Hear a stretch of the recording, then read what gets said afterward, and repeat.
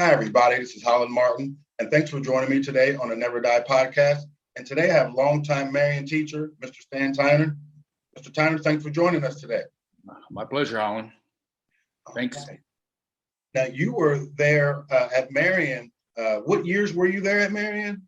I was there as a student from 67 to 70. Mm-hmm. Graduated in 1970. And then from teaching-wise, 1982 to 2006. Okay. So, well, that's interesting. So you guys actually played your football games at McCullough, didn't you? Yeah, McCullough. Yeah, that place was it was unbelievable during that stretch of time from like 65 with like Gary McClure and then all the way through to my graduating class. And then they switched over. Well, even after that, they were still at McCullough. Mm-hmm. And for many years after I left to the high school as a student, but a lot of great memories at McCullough Field. Great. Place was packed. Yeah, the number one football team and the number one band at the same time. And you just couldn't find a place to park. You had to get there early. I heard. And I saw in, I think it was the 69 or 70 yearbook where they were like constructing Marion High School. And then you guys had the undefeated mythical championship, I think in 69.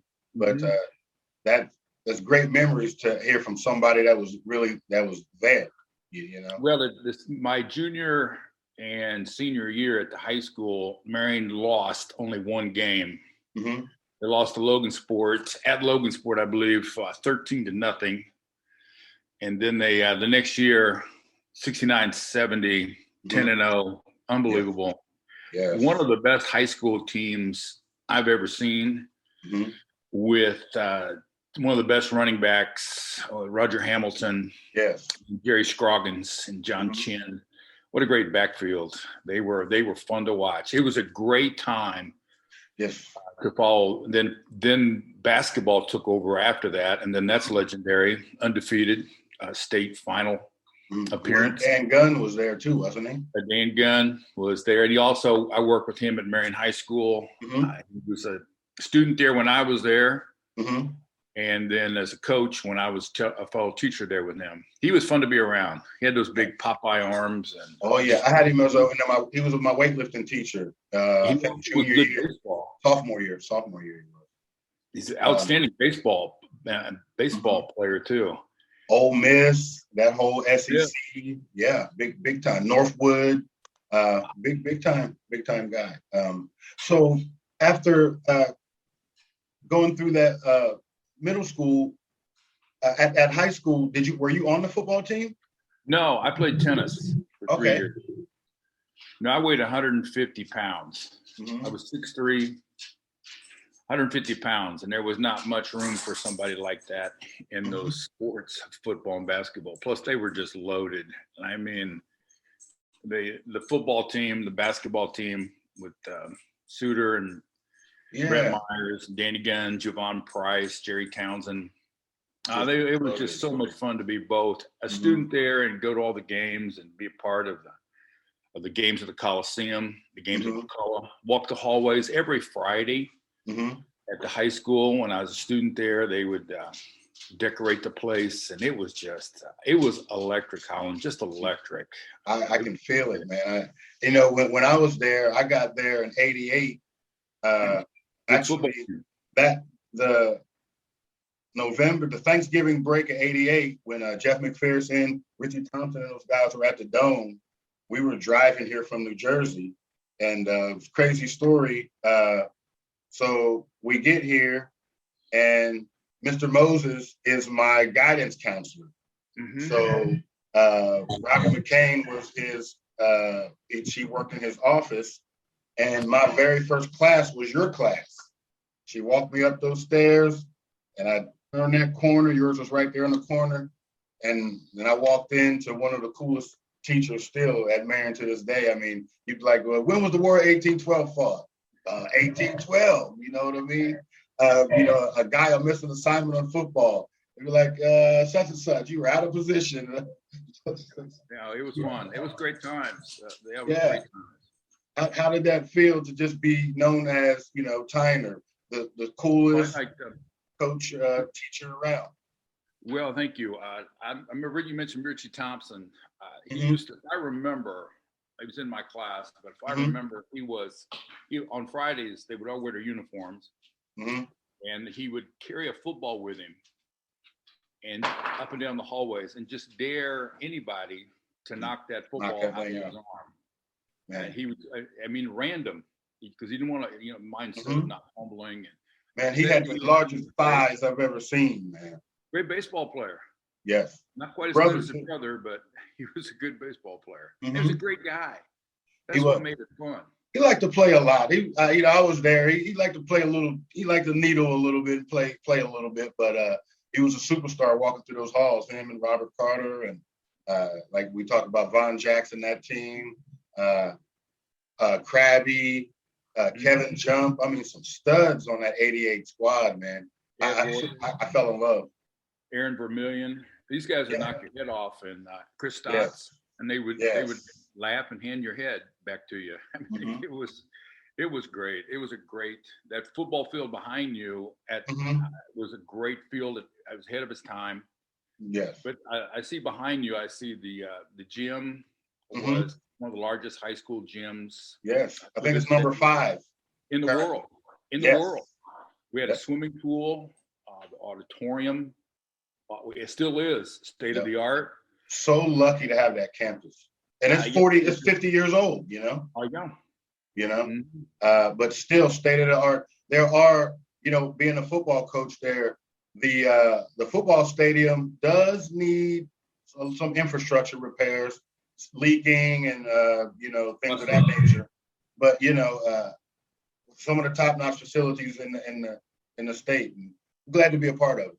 Yes. I forgot the swimming pool and the planetarium. We had a planetarium, which has not been in existence for like 30 years, but I love that. In the 1960s, the space race and the astronauts and all that was big. So the planetarium was built. And when I was going there, it was incredible. Yeah. We'll go in there but yeah, it was good times. Yes. So let's talk about, you said you were 150 or so in high school. When did your love for weightlifting and physical fitness start? Well, just a way to connect with the students in the weight room at Marion, and just at the Nautilus. There was a Nautilus downtown Marion. The building no longer exists. Yes, so Adams Street, I think. Yeah, you're right. That's right. I was a member there for a while. Yeah. And that's where I just started. Then I started running. So I was like, I did some triathlons and some marathons, and just to stay in shape. Then you just got to watch your weight, got to take care of your knees. Then the high school, and just be around those guys, as we mentioned, the Von Jacksons, the Chris Stotts, the Richie Thompsons. They all lived in the weight room. They did. And John Moses and Coach Surface. It was just it was a band of brothers and a camaraderie of like special time. Special time. Really, it was like winning. We just won. We expected to win. And everything. Swimming, baseball, basketball, football, golf, everything. I remember some of the defensive players in class, mainly Chris Stotts. They'd win like 58-6, and they would be all upset on Monday that they gave up a touchdown. Yeah. They would these guys were cold-blooded, man. They just beat down people. Still are. Big Chris, he still works at the high school. He got that beard out of control. Von is at McCullough. And a lot of those guys are still in there. Carlos Delgado, he still works through there. David Anderson. Who? Is David Anderson still there? David Anderson? He's not in there. I think he was at McCullough, if I'm not mistaken. Yeah. But like you said, it was an attitude of winning. Excellent. And we also had a TV station when I was a student there, and a teacher that when they would have on Fridays, they'd bring in Coach Surface. He wears cowboy boots, and the entire school would watch this Mark Surface show or whatever it was called on. Yeah, he would have. Was it a Sunnycrest? Yeah, he also Sunnycrest. Yes, yeah. Sunnycrest. He had a TV show there too. Yeah, got a good memory. Yep, they would take because we'd be at practice. Thursday's practice. What they do is they take 3 kids and I think 1 or 2 coaches, and I think it was Julian and Luzader was the guys out there. Yes. And they would do the coaches interview, and then they would play it. Remember, we would play the games. The kids would go to McDonald's or Burger King, and then by the time we got home, it'd be on Channel 3, and we'd watch it, and then replay it at 10 o'clock on Saturday mornings. Which, you know, there's so much film, we could literally go back and watch Richie and Aaron '86, you know, a home game. We could go back and watch Jay and Lyndon. We can watch the end of Purple Rain '88. Like, I would love to, and I've kind of been calling and needling around, but I need that film. Even if we just put it on YouTube or something, we've got to get those old films out. Yeah, I agree. I have some of them, but yeah, just talking about that love of weightlifting. Now, how did you were known as one of the strongest coaches or strongest teachers, and how fast and gradual did that strength come, and like I said, to be so beloved by the kids there? You talk now. I'm picking up my dog. She keeps dropping her bone, making a bunch of noise. Mm-hmm. You're talking about in the classroom? Man's best friend. The classroom, it was a great, that was also a great moment.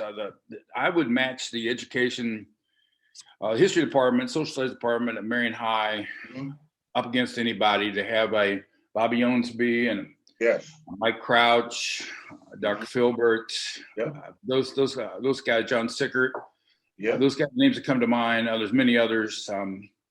Kumler. Mr. Kumler. Let's see. Dick Bauer. Yeah, Mr. Bauer. Hyman. All those guys. All those guys. That was the coolest wing. That Building 2 wing was the coolest wing, man. We'd call it 18th Street down. We'd be standing out there to the warning bell, and then everybody run up those stairs. And with that, like you said, Owensby, Sickert, Hyman, Crouch, you on the corner. It was great. Awesome. It was great. It was great. It was just none of those people we didn't really have much discipline or attitude problems. We just the kids were great, and it was different. Fun. We were different then than they are now. Well, yes and no.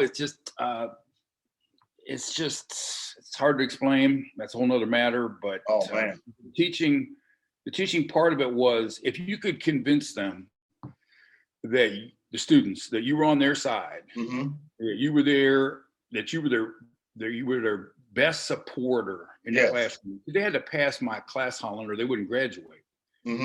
So let's it wasn't let's make a deal, but we got to work with, we got to get you not cutting corners, but we got to work with you getting out of here and getting on with your life. And I don't want to be a roadblock, but I learned from the best. Mike Crouch, possibly the best teacher at Marion High, Bobby Owensby, one of the most respected, let alone excellent educator. Yeah. We just, Jack Colescott, I forgot Jack Colescott as a teacher. One of the greatest coaches and teachers ever. He was the principal of old school. You couldn't. Could you tell me a story? Tell me a Coach Colescott story. Let's see. Jack Colescott was one outside of, unfortunately, being a Cubs fan. That was something that was hard for me. He was a master of taking a student out in the hallway, reading them one-on-one the Riot Act, but done with class and now confrontation. And you always say, I walked by several times just to hear the script. And he just said, I want you can do better. You're better than this. We gotta get you. We gotta get you to where you need to be. And you don't lose here. And I'm sitting there going, man, can I play for this guy? Yeah, Can I put my uniform on? Can I? And you didn't want to give him any problems because he wanted you to succeed. Yes. And so Cole Scott was just, plus I always loved it when I had prep with him. Mm-hmm. And I would sit there across the table. And I also liked it when John Moses would come up and Otis Archie would sub there when he would come up. Recently passed, Mr. Archie. Passed. And I say, Sheriff, I don't think he was a sheriff then. It was before it's sheriff. And I say, tell me an FBI story, or tell me, we're talking about Otis here, or Mr. Archie, excuse me. I need to correct that. Yes. And, John Moses, tell me a Tony Hinkle story. Jack Colescott, tell me a story about John Friedenberger at Gas City, who was his coach. Marine, lost an eye. Yeah. Combat. Just tell me something I can use. So I would just download their files. Mm-hmm. Tell me something about life. Tell me something I could tell the kids. Tell me something about. Just tell me something. Yes. And I would just sit there and just pick it. Yes. I mean, give me more. I don't want to sound self-serving, but it was my own. That's the way I learned I was always learning. Like, can I sit at your feet? Mm-hmm. I'm your colleague. I'm co-equal with you. Yes. But I want something that you can give me. And I miss those days. You talk about missing. I miss those days where I could watch a Crouch work and see the respect that he got, and the respect that Bobby Owensby got. Yes, I did a play with her last week.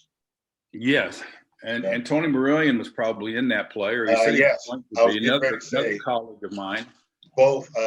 I've worked with Tony pretty much over the last 15 years at the gym before he went to the YMCA, I believe, and then worked with him for 2 plays now at the high school with Miss Owensby. Yeah, he's a great athlete, great shape. Great man too. Yes, he is. I've known Tony for 30-some plus years. You won't find a nicer human being than Tony Marion. And he means it. It's genuine. Yeah, he's friendly. He's not one of those guys that will work with the students. He'll avoid what I call the silly mistakes of confrontation. Yes. Tony picks his hills to fight on. Very seldom does he die on those hills. But Bobby Owensby, back to Bobby, I never saw her ever out of character. I never saw her ever confrontational. And to tell you the honest truth about her, she just respect. It just dripped off. She saved my life, man. I've never heard of. She saved my life. She saved a lot of our lives. She's still in the business of doing it. Yep. I never heard anybody say bad thing about her. Same thing with Cole Scott. Same thing with Crouch. Same thing with all of my colleagues. I never heard them ripped. I really miss Dick Bauer. Bauer was a government teacher then. He passed a year or so ago. Right there in the corner. Wasn't that his corner? Yeah. Was he tall and lean? Wasn't he tall, right? Yeah, I had him. And I had Mr. Kumler too for study hall, I think. The Purdue guy spent the Cuban Missile Crisis in a nuclear submarine underneath the North Pole. That was before your time. But back to Bauer. Bauer and I disagreed. We disagreed on probably politics more than, we were so far apart when it came to politics.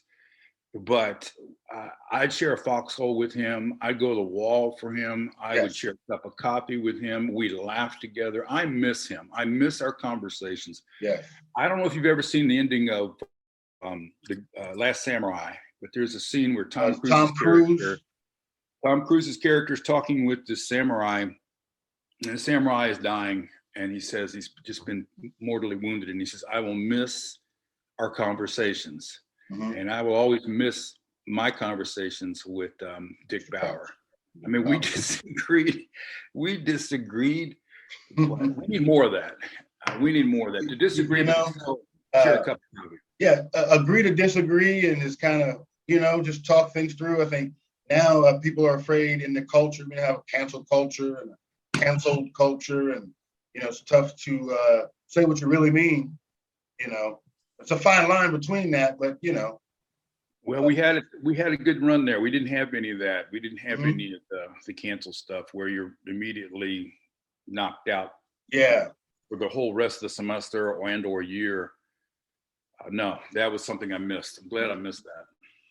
Now let's get into the Marion Dream Team era. Now, as you were into your, the thick of things as a educator at Marion, is kind of the rise of, the Dream Team and all that. Could you tell me some stories about, maybe the pep rally or having a kid in class, maybe a story off to the side that no one really knows? Let's see what the Dream Team for me started with Lyndon Jones and Eric Persinger in my classroom at Justice when they were 7th graders. And it was Trenton Parcher, and it was Lyndon, Eric, and they, I don't know, you might have been on, he might have been there, but I knew then that Lyndon Jones was just incredible. Special. And I kept hearing stories that there was somebody as equal, just as good as, if not better, over at Jones, named Jay Edwards. So I saw them play several times. I probably saw them play city tournament, home and home, maybe 10 times in 7th and 8th grade. And they got moved up to freshman year. But you talk about what made the Dream Team so good was they were all good, from at least my perspective. They were really good students, really good citizens, let alone great basketball players. And you throw in the redhead as their coach. That's how we called Bill Green. Bill Green. And Jay, throw in a Teagle. Teagle, when he was Teagle and Bowen earlier. LaFawn, gee, what a state finals he had in '80. And Nicky Mallory setting the table. Yes. They were, and it was just there's talent.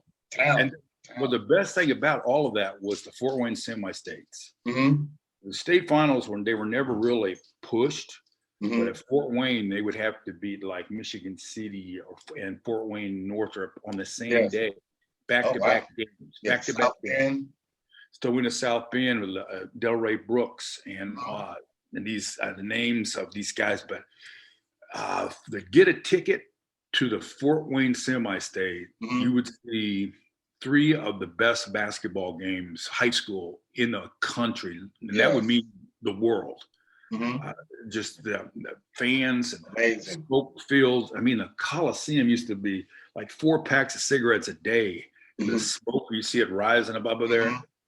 But the Lyndon and was in my class at 7th grade. I did not have him at Marion High School, and again, the good citizens, great students, articulate, smart, polite, all of them. LaFawn, Jay Teagle, all of them were just great citizens. And and there was a reason why kids would, after the game, would go get their autographs, and parents would just try to get contact with because Jay Teagle was a great giant. A big giant. And when he was a sophomore, I used to sit in Section X, and there would be some people, prominent Marion citizens, which will remain nameless, but they would yell at him as a sophomore to rebound or come on, Jay. And by the time Jay was a senior, he silenced all his critics. Those people. Oh, yes. He went to Taylor, I believe. He went to Taylor, and he just thrived at Taylor. Went to the NAA finals several years in a row, coached basketball. He's a good guy, good citizen. I followed his career a little bit. Good citizen. Yep. That is awesome. Now, were there some coaches that came through there? Maybe Bobby Knight or one coach, I tell you, a coach that needs a shout out was one of the bravest human beings. He was my art teacher at Jones when I was young and dumb, and that's Dick Lutens. He loved me. I could spend the rest of the time just Dick Lutens was just one of the smartest. I loved having teachers had 22-minute passing, 22-minute duty after you ate. And I loved it when Dick Lutens was in the cafeteria with me. It was like a Jeffrey boy. He had that the voice. And then he also was he was battling. And Yeah. He had a big hole in his head. By the time I got there, you could see a skull. Oh, I would tell a coach, man, can you put a hat on? He didn't. See, I had his kids in class. I had Michelle, his daughter, in class, and they were just. But anyway, he was like talking to Dick Lutens was talking to like a Jeopardy board. I picked topics with him from Kennedy's assassination to geography to Green Bay Packers trivia to I mean, it was like art, great artists, great musicians. I mean, it was just. And I'd leave Holland after 22 minutes thinking, this man has enriched me. He has enriched me. And he had those Popeyes too. I mean, he had some dandy. But you never seen him without a pair of those bike shorts either pulled up.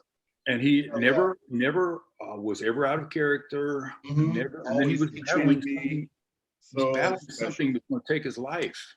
He shows his courage. Yeah. But, back to when Bobby Knight came to, I can talk about Lutens all night. Me too. Just one more thing on Coach Lutens. They were over there by the auditorium, and I had Miss Selig's art class. But you go through that class, and Coach Lutens had his photography class. So I would leave Miss Selig's art class and go over to Mr. Lutens' photography class. And we'd sit there and talk, and he had that voice. And so in football, he was the defensive back coach, and Ron Vermillion was a linebacker coach. Well, I was a linebacker. I was an undersized linebacker, but I was a linebacker. Coach Lutens said, Martin, I want you to come over and be a defensive back with me. I said, Coach, I don't know about it. I'm just over here with Coach Vermillion and the linebacker. And he couldn't get me to budge. And I stayed over there with the linebackers, and Coach Vermillion, he rode me so hard in those practices. I mean, we laughed about it later on, but he rode me so hard. But I have just great memories of going to Coach Luton's class and him pulling me to the side saying he wanted me to be a cornerback instead of a linebacker. Well, he special man. Special man, and Dwayne Andrew. Yep, another high arms. A guy who left us right here. He'd grab you right here and just melt you, man. Oh, he's another man that left us too soon, and his children were great. I had his son in class. I think I had both. I know his son, but Dwayne was just. He put that. He was a man. Oh, he gets you in that, and there ain't because he's a wrestler. And John Moses was a great athlete at Butler. Head football coach too. Head football coach at Marion High. Finished up defensive coordinator at Taylor University, and just was I just remember the day he died. I spent a lot of time with him that day. A sudden heart attack, wasn't it? He had a drop dead. Yeah. How did that happen? It shocked me. He was in a weight room. They had a weight room, not the weight room, but he had another room down building 6, I think, or building one of the buildings. Oh, so he passed at the high school. It's where the ROTC area is now.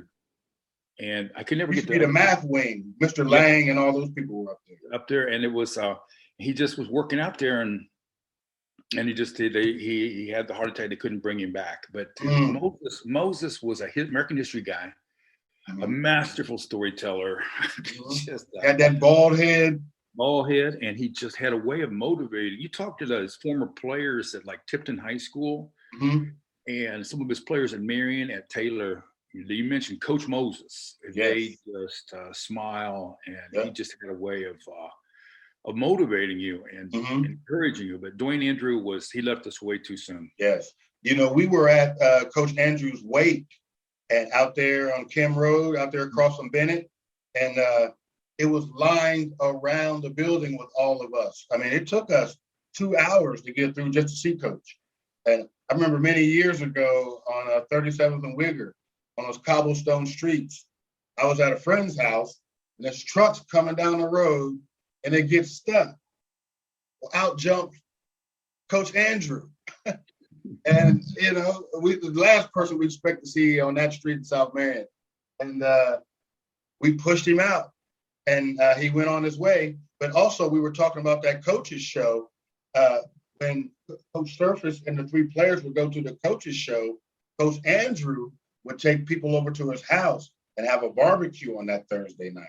You know, he had the house that was half in the ground, half above the ground. Yeah.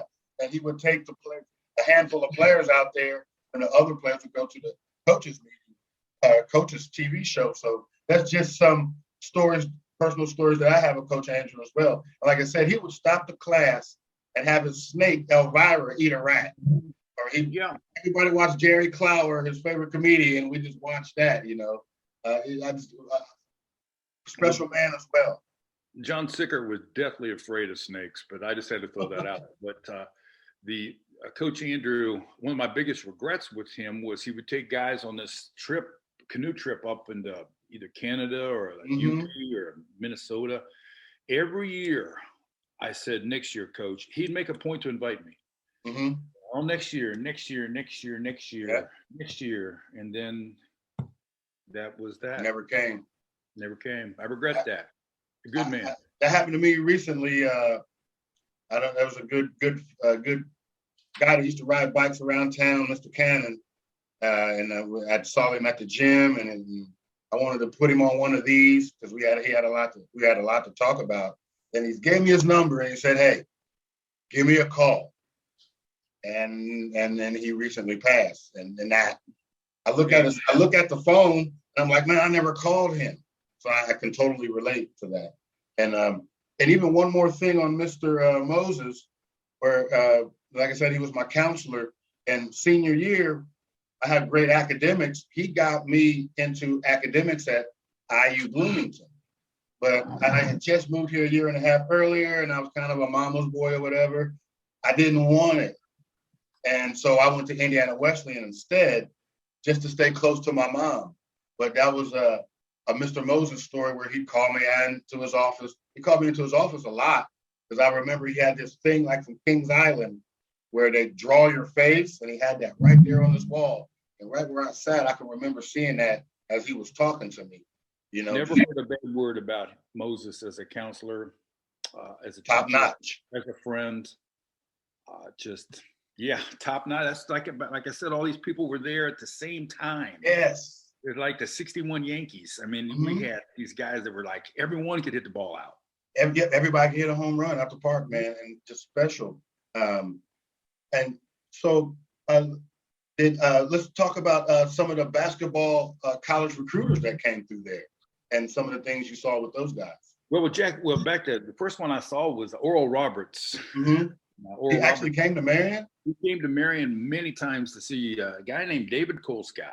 Mm-hmm.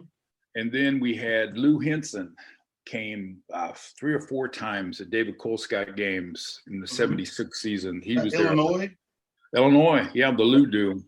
Yeah. He recently passed. Mm. But then there was a buzz. There was a buzz going through the hallways that Bobby Knight was at Marion High. Really? And they went down to the teacher's mailbox room, and there was Joby Wright, who was like 6'9", Steve Downing, who broke my heart in '69 with he was like 6'11". He was a member of the team that beat the Giants in the '69 state finals. But anyway, he was in, and you talk about monsters, and Knight was between them. So here's Joby Wright, about 6'8", Downing 6'11", and Knight between them, and he looked like a midget. But he was like 6'5". Yeah. So they were walking around the hallways, and they wanted a place where they could like duck into. So Knight's a big history guy. And so they were upper 2, waiting on the corner Jay and Linden, and they ducked into my room, and we need a place to stay for like 40 minutes. Yeah. So we can, so they came in there, and it was like, wow. So I just peppered him with Coach Knight. He was great. He was just absolutely fantastic, and I just peppered him with military questions, and he gave me the time of day. He could have said, Joby, Steve, get this guy out of here. Yeah. He could have made it known that he didn't want to talk to me. I didn't talk 40 straight minutes with him. Yeah. But Patton was his favorite general. My dad served under Patton, so we had a connection there, and so we'd go back and forth. He's an Army guy too. Big Army guy. And Parcells and all those guys. all those influenced him. But then then Joby left the room, Joby Wright. Mm-hmm.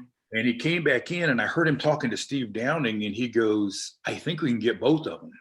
Mm. Now, I don't know whether they were going after Lyndon. I don't know if they're going after Jay, but they seem both to be very surprised that, first of all, that we can get both these guys. Mm-hmm. I always heard they wanted Jay only, and Lyndon was kind of the package deal.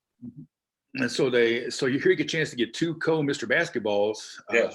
And so, yeah, and then Marjorie Cord, I think she was either principal or assistant principal. Mm-hmm. She came up to me and said, "You want to own me for the rest of your life?" And I said, "What do you mean, Miss Record?" And she said, "I need somebody to drive Nate to the airport." Wow. And so I said, "Sure." So I drove. I didn't drive him. I rode in the back, and it just like, golly, it wasn't Indianapolis. It was Marion Airport, but still. So we get out of Knight gets out of the van. Joby and the other guys. It's a small IU plane off to the side, a small private plane. Long story short, and Knight, this is what he did. He left the van. He walked. He took about 10 steps, turned, and came back, and made a special effort to talk to me again. Mm-hmm. Like he could have easily kept going. He could have easily kept going. Like he'd probably forgot me. He might not even known I was in the back of the van.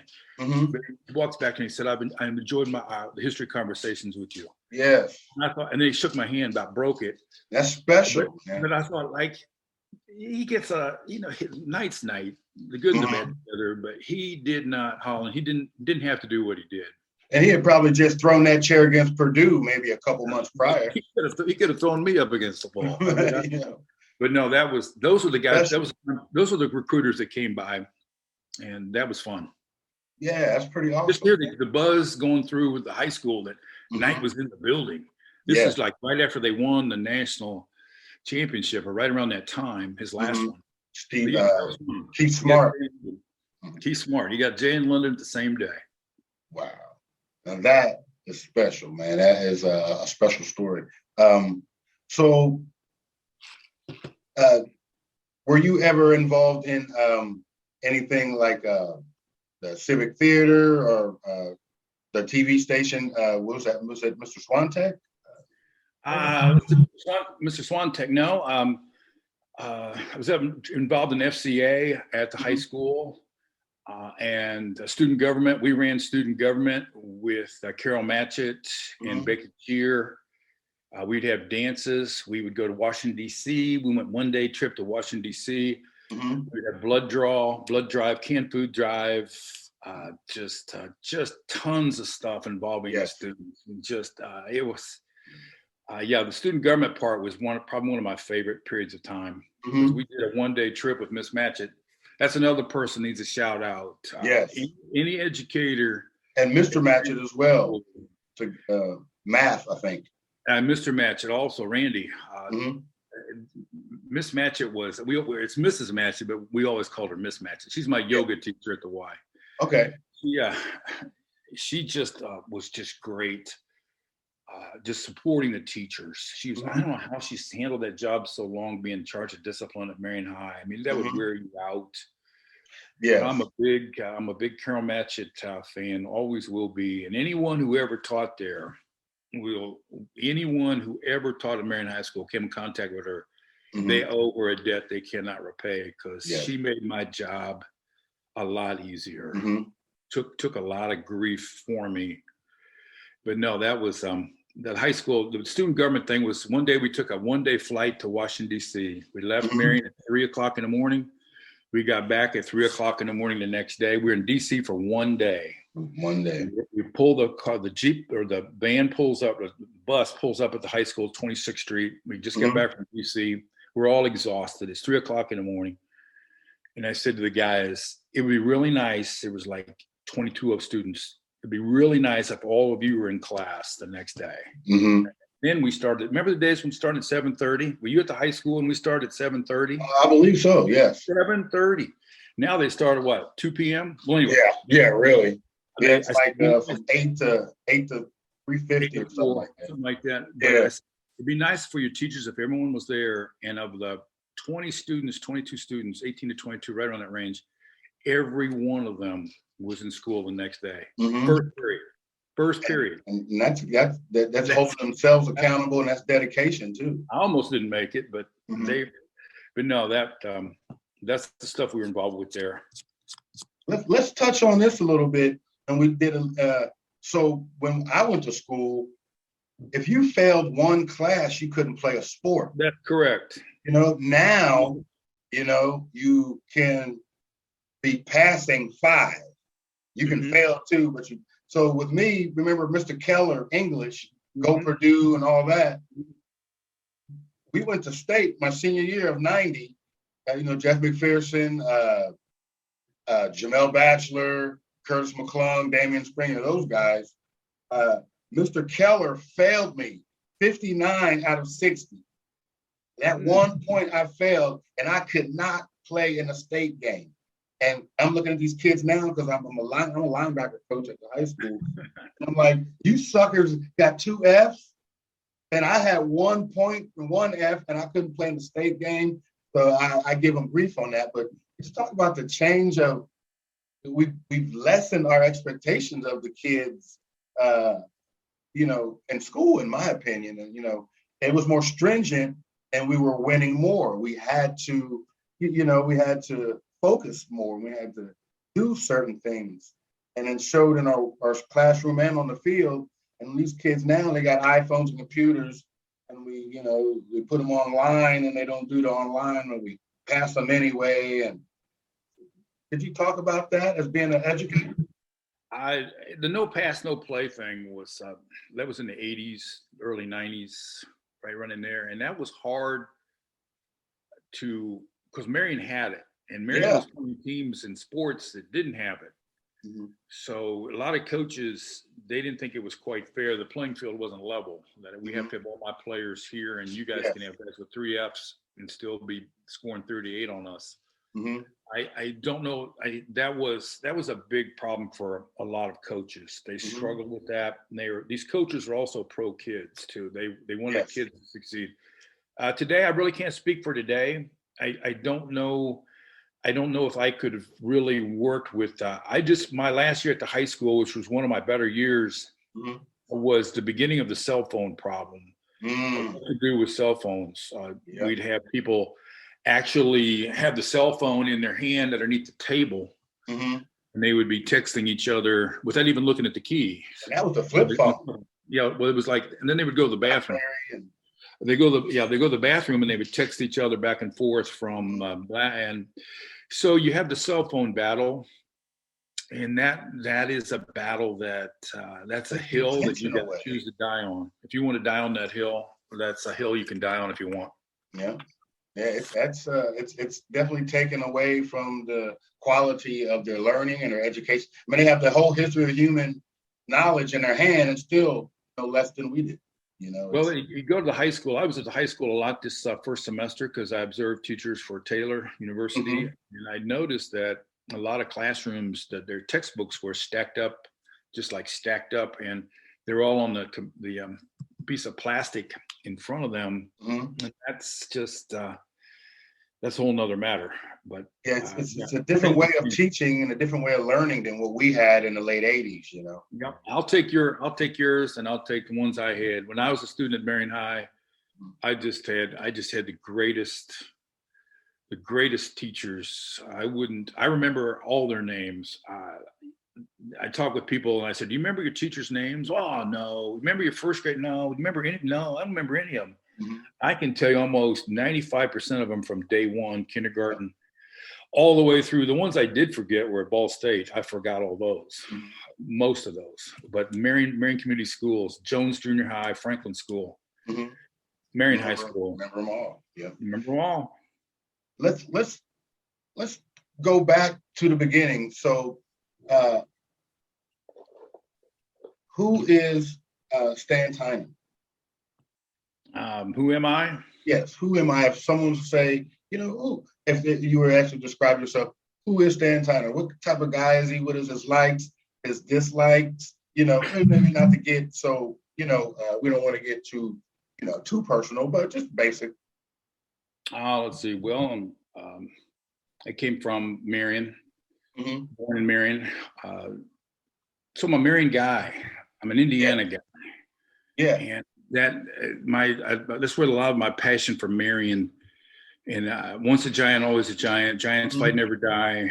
All that, and very blessed to been raised with the family I was on Fifth Street. And, all the guys I grew up with. I grew up in the 50s and the 60s, which was just before I got volatile. And I ran around with 9 guys. Robin Emmons, who was just recently passed away. He's been gone a couple years now. Great player, Marion Dream. He was on the Cardiac Kids of '72. The Webb brothers, who are wrestlers for Dwayne Andrew. Yes. My brother, who was an excellent tennis player for Bill Beekman at Marion High, outstanding tennis player, was an outstanding coach. So that, then coming up through the Marion Community Schools, and got, then I married a girl from Marion Community Schools, Cindy Pearson, Kevin Pearson's oldest sister. And that's, and then I just knew at a young age that I wanted to be a teacher. And everything I did from that point on was focused towards teaching. And I had great teachers that I stole from, not illegally, but legally. I mean, I stole concepts, I stole ideas, tidbits, and I stole stuff from them. And then I tried to incorporate the spiritual basis with it, so they could see a man of faith who could actually not be overbearing with it, but be consistent and show them the respect that the students deserve, and that they could see that there was something different about me in a good way that they could emulate. And because it really doesn't really matter that they know when the War of 1812 was fought. What really matters is where they'll be 500 years from now. Yes. And that piece right there was always preeminent, but I got to give a lot of credit to the people that trained me up, my Cub Scout leaders, my Little League coaches, all that, the Marion Easter pageants, the YMCA. I grew up at the Y, the old Y. The old Y, the better Y. I like the dungeon over there, much better. That's where I grew up. And then the new Y, the Coliseum. And then all the teachers I had, I can't think of many ones that were really, I would not want my grandkids to have. They were just all classy guys from every one of them. So that's who Stan Tyner is. He's very beloved. And then, you know what? That is great, my friend. So now let's get into this. As you were leaving out of Marion in the mid 2000, 2005, 2006s in that area, what made you want to leave the high school setting, and when did you find the Taylor community? Well, I left 06. I had a great year, and when you could retire, I don't use the word retire. So you could leave when you turn 55. You had the number said to be 85, like so many years, 30 years of teaching, plus so many years of life, and 55. And so I had to be like 80. The number was 80, 85. I can't remember the exact number. So I looked at myself and I go, I've been here at Marion 25 years. I've been a student here for 3. That's 28 out of my 55 years. I've been in one place, which that place is right behind you. Yes. The place is dear to my heart to this day. I mean, if they cremate me, they can spread my ashes over the height of the high school from a helicopter. That's how much it means to me. Then I realized that, I want to do some other things. I want to travel. So my goal is to go to 100 countries. I'm really working on that. I'll be in Ireland here in a few days. Oh, awesome. So Taylor's given me the opportunity to travel the world. I did spend 2 years at Lakeview Christian, which was great years. And then I spent a year in Bolivia after I left the high school. So that enabled me to travel, which has always been, I got wanderlust in me. I just like to wander. There's a big world over here, right behind you. There's a big world. That's a great, I really like whatever that's called, that background there. Yeah, it shows Marion in a nutshell. You got the bypass over here, you got the high school here, Valley Avenue there. It's beautiful. My wife grew up right over your right shoulder on Valley Avenue, and I grew up on Fifth Street further back over there. Beautiful stuff, man. Yeah. But this is us. This is why I do this. I'm a city kid from New Jersey, but I found Marion and fell in love with the pageantry. And so let's a little bit, you talked about Roger Hamilton. So in my opinion, it's just my opinion, Tony Sharon is the best running back in Marion history. Then I would probably go, I've never seen Roger play, but I heard Roger was a horse. But then I would probably go Roger second and maybe Richie third. But watching Tony Sharon in that 97 year when he got 2,000 yards, I believe, and they lost to Snyder 55-0. But that year. But I was there. I mean, so you saw all three, and Roger is still the best? Yeah, he was he had so many called back. You talk to guys that saw him play. How big was he? I've seen them all. He wasn't that super big. We called him Touchdown Tony Sharon. We called him Touchdown Tony. He was like big. He's also a great track guy. Great Tony. Roger, you just couldn't. He was so elusive. You just couldn't hit him. Richie had a combination of speed, and Richie will run over you. He's a Walter Payton. You want to know what Richie Thompson, Walter Payton. You want to talk about Roger Hamilton, it's Gale Sayers. Touchdown Tony combination. He's like Larry Zonka. He'll run Herschel Walker. Bo Jackson. Bo Jackson. Yeah. They'll run over you. Tony will run you over or run around you, man, at 4-1. Roger, I'd like to know how many touchdowns Roger Hamilton had called back. Because Dick Luton's told me there was a rule of thumb that when Roger broke the line of scrimmage, no more blocking. You just don't. You don't want to hold. You don't want to clip. Nothing. Just put your hands in your pockets. I don't think let him go. But he would get something. He would run to the end zone, and you could you watch his body language, Roger Hamilton, and he would just like take the ball and just flip it respectfully to the official, and just his head would be down with a slight shake. 2 plays later, he'd bust it again. Another one.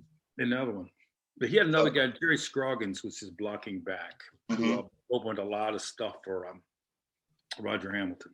Also, was it Jerry Richardson? Did Jerry Richardson play as well? Larry Richardson.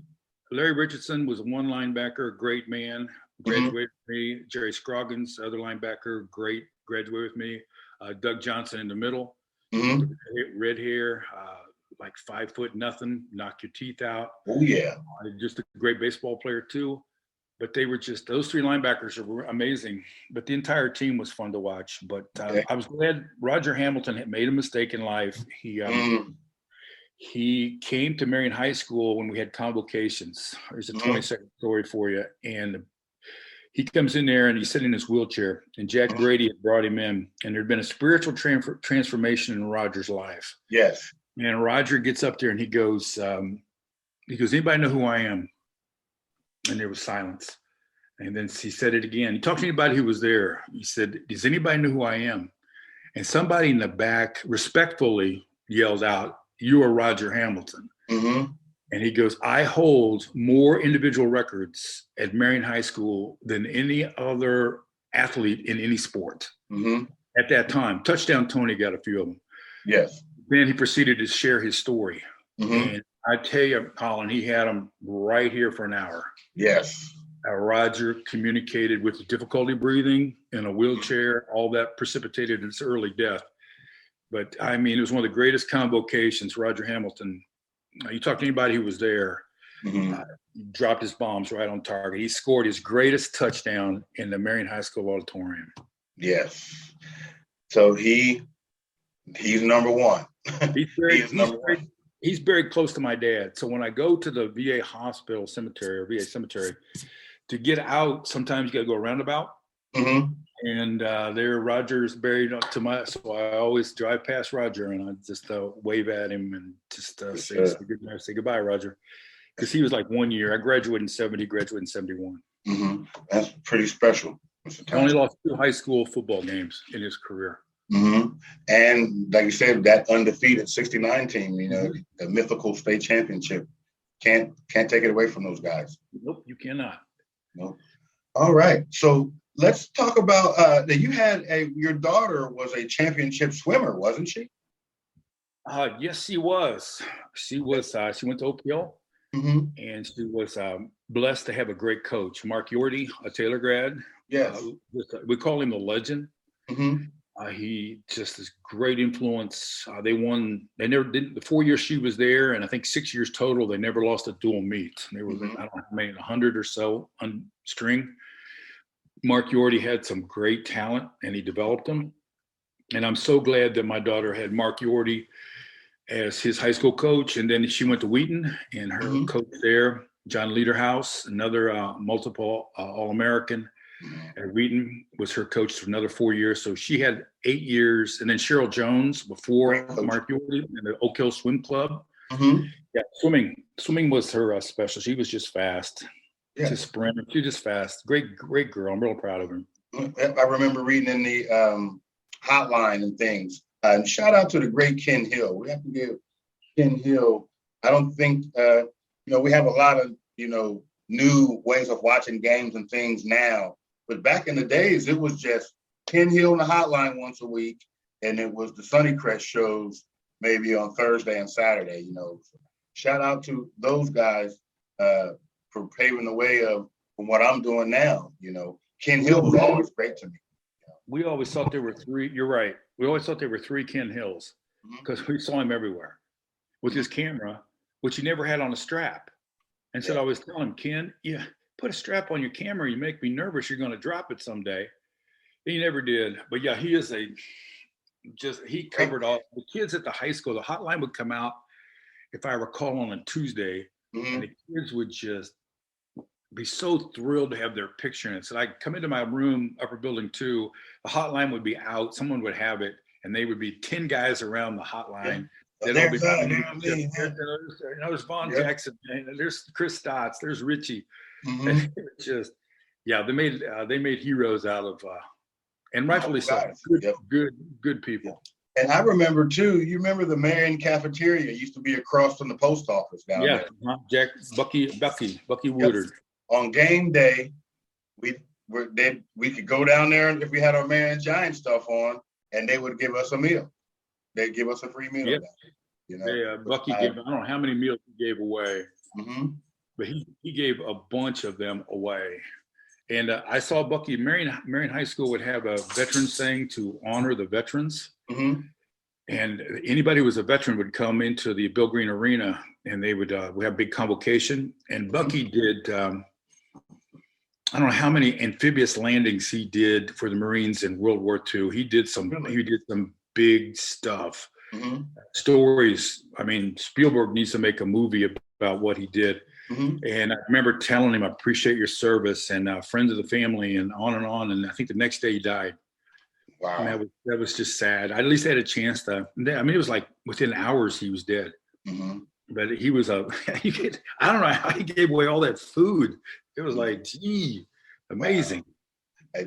It's what I'm learning with all the COVID and quarantine and Omicron is people are going to sleep, Mr. Tyner, and they're not waking up. You just never know when you will see that person again, if ever. We lost so many good friends of mine, and 2021 has definitely been a eye-opening year for me. It's just allowed me to see the roses a little more. I'm telling people I love them a little more. I want people's stories out. If I can, things seem that they're getting squeezed in a little bit, like there's uncertainty on a global level. Exactly. And the stuff in Ukraine going on right now makes it even more squeezing. Yeah.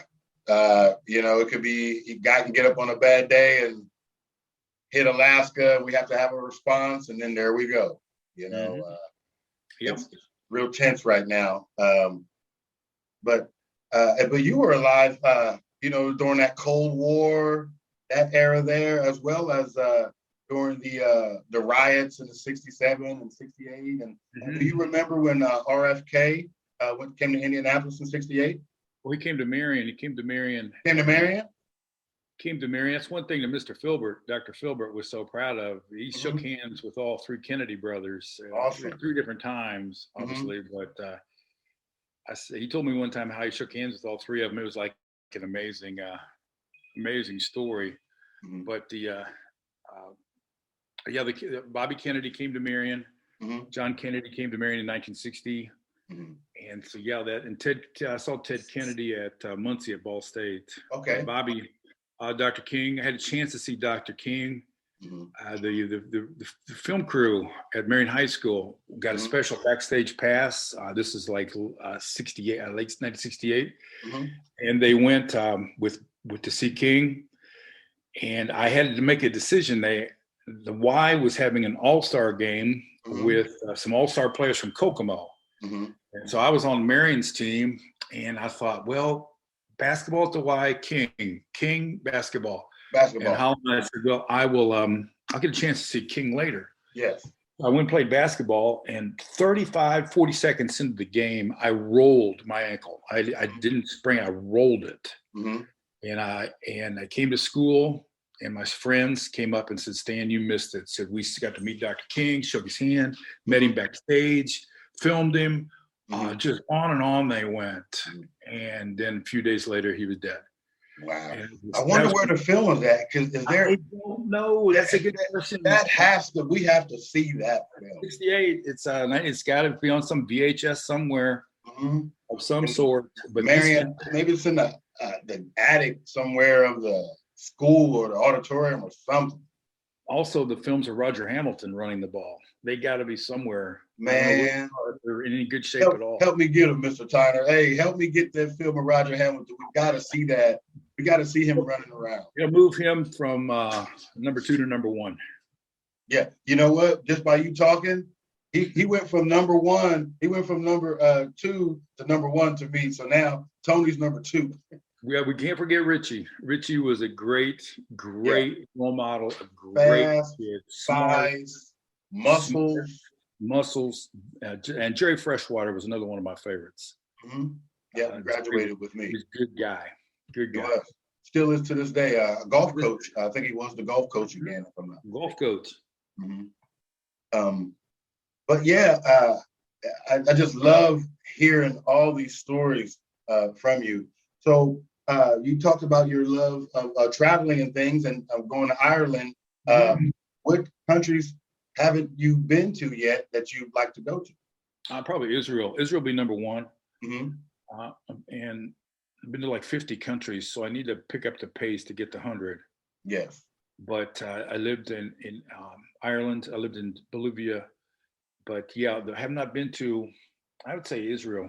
What about you? Where do you want to go? You know, I would probably want to go to Africa first.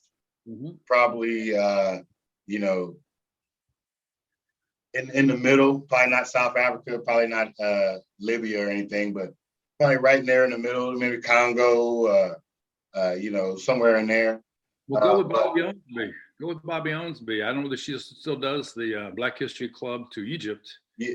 You know, that was kind of scrapped. She had talked about it. I think it's dangerous. But yeah, there's a place I think it's on the Ivory Coast. It's called like the Door of No Return, and it's where the slaves would leave, and that would be the last they would ever see of Africa. And that's on my bucket list. I want to go there. Yes, but I regretted not. Bobby was going to Egypt. Sphinx and the pyramids year after year after year. And I thought, man, I need to hook up with that. She said, just let me know. That's another one that got away. That and Dwayne Andrews, Michigan or up in Canada trip. I always wanted, I'm a big World War II buff.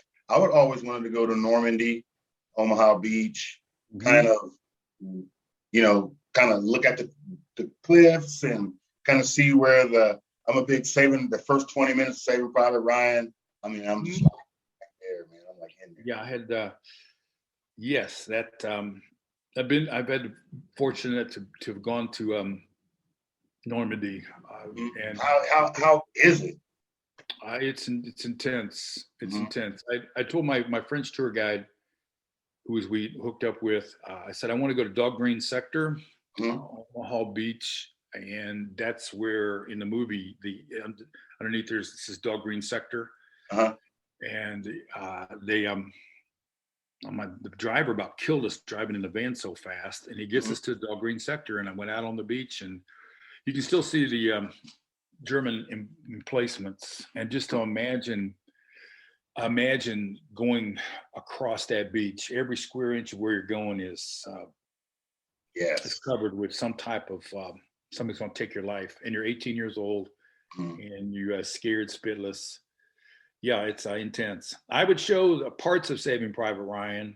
I would show the first maybe 18 minutes, and then once the bridge, the landing craft door came down, I would, because I didn't want. I was raised by a disabled American veteran, so I didn't want oohs and ahs and like ooh, ooh.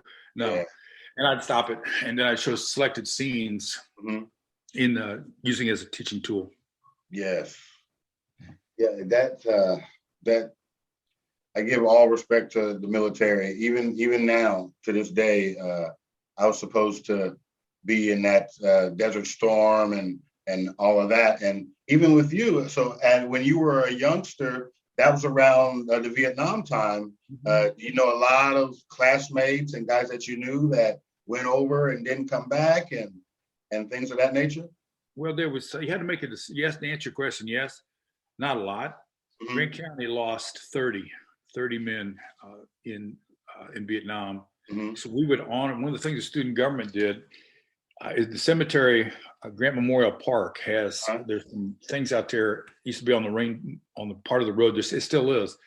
We would get students to get 30 names and do research, find out where they're buried, where they're from.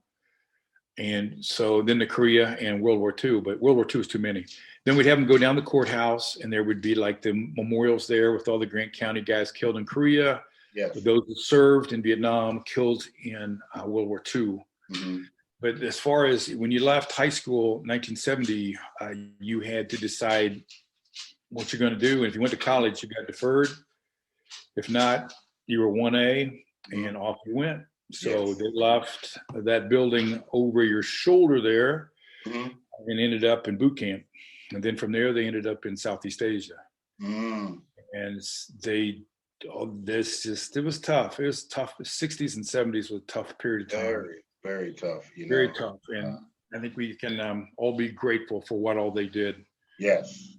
We took that one trip to DC, and we went to Vietnam Memorial Wall, and I was so proud of my kids. They were so quiet, respectful. Have you ever been there? Have you been to DC? Been to the Vietnam Memorial Wall? No, I've been to DC. I've actually been through DC on an Amtrak train, honestly. So I never stopped anywhere in there. You will. I saw on my bucket list to go to all the Independent, the Capitol, and all that stuff. You will. One of these days. Well, I didn't want to keep you too much longer, Mr. Tyner, but I could just sit here and talk all day and pick your brain. Is there anything you wanted to add? Anything that may have popped in as we were talking? Well, my wife speaks highly of you in the job you do. Yes, I love Mrs. Tyner. She was purchased one of my bracelets that me and my friend Michael create. So I definitely want to thank her for that. And anything, and as well as you, wanted to help you out in the same way that I helped her out there at the Wellness Center gym. So I think very highly of both of you guys, man. Well, thank you. I appreciate this. You were the first teacher I ever had at Marion. Very first one. I think, again, thanks for the chance. I just had a chance to rub shoulders. If you're familiar with Band of Brothers, I've heard of that movie. It's a miniseries HBO had about the paratroopers, and I'm gonna probably butcher this quote, but one day a little kid came up to one of the Band of Brothers guys and said, "I heard you were a hero."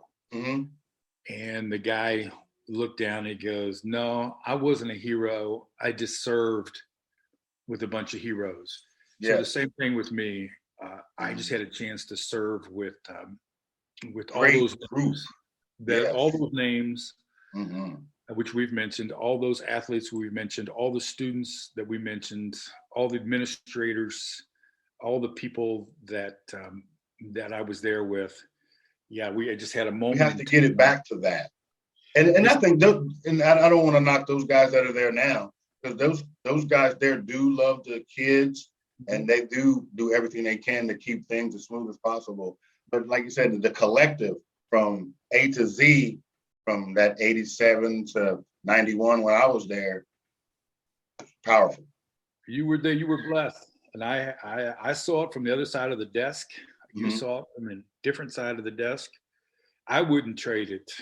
I would not trade it. I was just, to quote Luton's Giants fight, never die. Yeah. You cut me, I'll bleed purple and gold. I will never speak poorly of the building behind you. Memories that are there. It doesn't do any good to take shots at the people that are working there and the students that are there. And we hear things around the community, the school on East 18, the school on West 18, the school out on 9. We all keep an eye on each other. Yeah, I still see people and former students and stuff, and then we all say, I always end with purple and gold, and they all look up and go, yep, purple and gold. So yeah, it's great memories, and just say goodbye, or say, if before they leave, the people that we've mentioned who've passed away, we need to go back. I know I need to do it. I need to go back and thank the people that poured into me. The problem for me, Holland, is a lot of them are gone. Yes. I regret that. And plus I don't see them. I don't know where they are. But put a note in a mailbox at the high school. Go into high school and just say, can you guys put these notes in the mailbox, or can I go in there and put notes in the mailbox? I don't. They probably won't let you up for obvious reasons, because it's just crazy right now. Stuff in the mailboxes. I thank you note. Bobby Owensby needs to have her mailbox. Terry Lakes needs to have his mailbox jammed with Doug Porter and other people there that work in there. The new principal who comes over that, a Marion guy, Marion Bryant. Yeah. Mr. Bryant, who was shot. Brian Walker, Orlando Small, he played with those guys. Just a guy that was wounded and still sucked it up and came back from that wounding to pour his life into the kids at the high school. Yeah, that could have been catastrophic there back in August. But I talked to him the other day. Him and I are supposed to get in the gym together and get some things done. So I look forward to being in there with Mr. Bryant. But yeah, and even losing Dr. Lindsay, which was a good friend of mine as well. He loved Marion. He used to coach at Lakeview back in the days. Yeah, I remember that. Yeah, Dr. Lindsay was a good friend of mine. Good guy. Yeah, he really genuinely liked and cared about me, and then I reciprocated that to him as well. But yeah, Mr. Tyner, we'll just kind of wrap it up here. Good luck on your trip overseas here coming up here in the near future. Thank you. When you say Mr. Tyner, I think of my dad. Sorry, I still when I hear Mr. Tyner, I think of my dad. I'm Stan. Yeah, and heck, I'm 50 years old now. I guess it's crazy that I first saw you when I was 15, and here I am, 49. I'll be 50 here next birthday. Unbelievable! At 35 years, it goes quick. It does. I appreciate the opportunity to do this. Yes, thank you. Good luck on your trip and everything, and God bless you. Thank you. Give a shout out to Bobby Owensby for me. I will. Thank you, Stan. You're welcome. Bye.